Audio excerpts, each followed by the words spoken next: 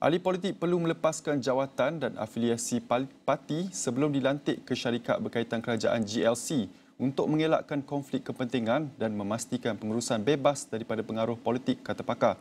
Presiden Transparency International Malaysia, Dr. Mohamed Mohan menjelaskan bahawa langkah ini penting bagi memastikan ahli politik fokus kepada tanggungjawab sebagai wakil rakyat dan penggubal undang-undang yang efektif.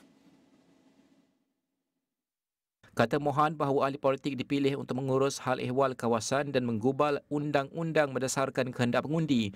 Beliau berkata jika mereka ingin menerajui GLC, mereka perlu melepasi semua jawatan serta afiliasi parti untuk bebas daripada pengaruh politik. Beliau berkata demikian kepada Isra Awani pada Selasa sebagai mengulas kenyataan Perdana Menteri Datuk Seri Anwar Ibrahim berhubung pelantikan ahli Lembaga Pengarah Syarikat Pelaburan berkaitan kerajaan GLIC dan GLC akan berdasarkan kelayakan termasuk untuk ahli politik. Menurut Anwar, pelantikan akan memberi keutamaan kepada golongan profesional namun ahli politik yang memenuhi syarat berkelayakan dan melepasi tapisan Lembaga Hasil Dalam Negeri LHDN, Bank Negara, Suruhanjaya Pencegahan Rasuah Malaysia SPRM dan Polis. Mohan turut menambah bahawa kehadiran ahli politik dalam Lembaga Pengarah GLC berisiko membawa kepada penyalahgunaan kuasa seperti yang berlaku dalam kes 1MDB.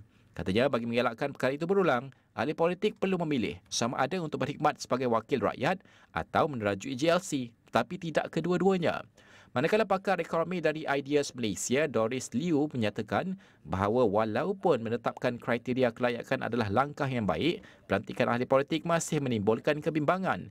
Bagaimanapun, Liu menjelaskan bahawa ahli politik yang dilantik ke lembaga pengarah perlu memenuhi kriteria ketat termasuk kepakaran industri yang relevan, pemahaman tadbir urus korporat dan rekod kepimpinan yang terbukti.